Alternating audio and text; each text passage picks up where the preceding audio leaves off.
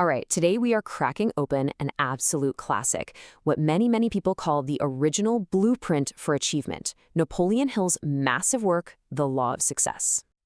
So let's just start with a really big question.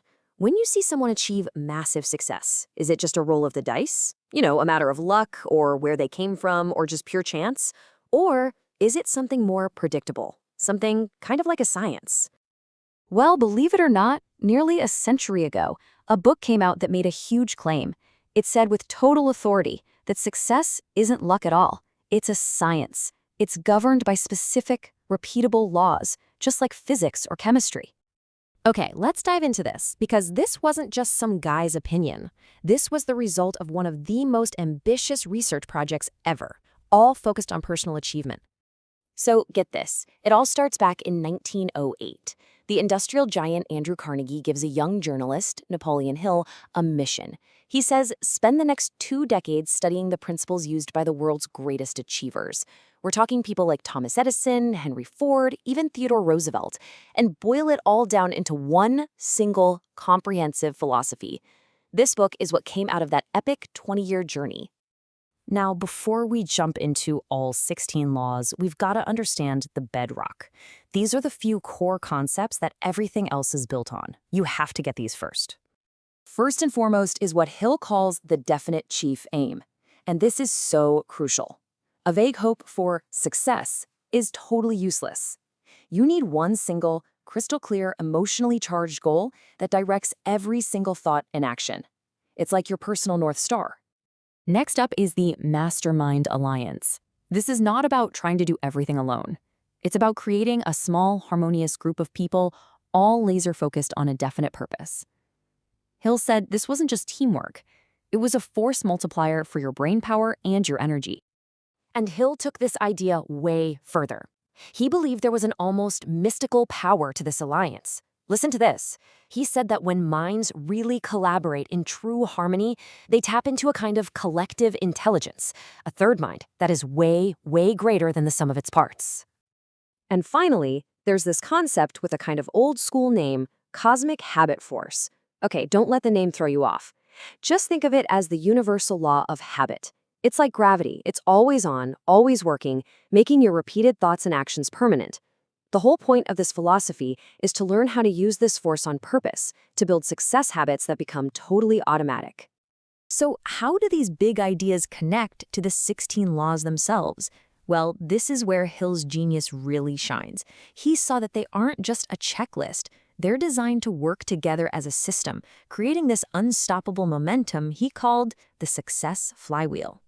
The idea is actually simple, but it's so powerful. Once you get this flywheel spinning, each law reinforces all the others, which makes the next one that much easier to apply. It's a holistic system for achievement, and we can kind of group them into 4 main parts. The first part of the flywheel is all about generating power. It starts with that mastermind we just talked about. Then you amplify that with infectious enthusiasm, which makes other people want to join your cause.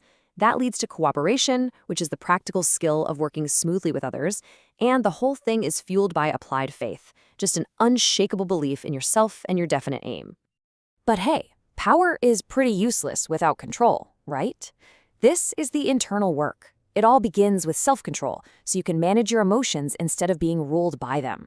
Then comes accurate thought, the discipline to separate fact from wishful thinking and make good calls. You channel all this through concentration, the ability to focus all your mental energy on one thing. And together, these build a rock-solid self-confidence that's rooted in real competence. So, with power and control, you can then focus on creating and delivering exceptional value. This takes imagination to see possibilities that other people just miss. It demands initiative and leadership to actually act on those ideas. It gets magnified by a pleasing personality that just makes people want to help you. And it's all cemented by the habit of doing more than you're paid for, which creates a reputation for pure excellence. And this final part of the flywheel is what makes sure your success actually grows and compounds over time. It starts with a very practical habit of saving, which gives you the financial runway to take risks.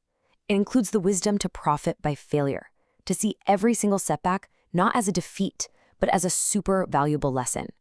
and it requires tolerance or open-mindedness, which stops you from shutting yourself off from new people and game-changing ideas. But Hill was absolutely adamant about this. For success to be sustainable, for it to last, it had to be built on a strong ethical foundation. This isn't just about getting ahead, it's about building something that actually endures. And Hill makes this critical distinction. He says a boss drives people using fear and authority, but a true leader, in his world, inspires them through cooperation and encouragement. He was so clear. Lasting success comes from lifting other people up, not from pushing them down. When you get right down to it, the entire 16-lesson structure is held together by the final law, the golden rule. Do unto others as you would have them do unto you. For Hill, this wasn't just some nice moral suggestion. He saw it as a practical, unbreakable law of success. Because your reputation and your relationships are your most valuable long-term assets, period. So this is an incredible blueprint, right? But a blueprint is only useful if you actually start building. The real question is, how can you start applying this, like, right now? Here's a simple 4-step plan you can do this week. 1. Write down that definite chief aim.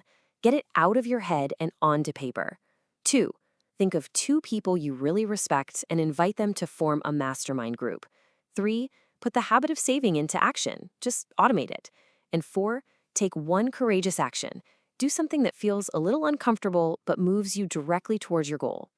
In the end, the message of this entire philosophy is just one of profound personal empowerment. As Hill himself wrote, you are the architect. You already have the only tool you'll ever need, your own mind. And now you have the blueprint. So the only question left is the one that really matters. What are you going to build with it?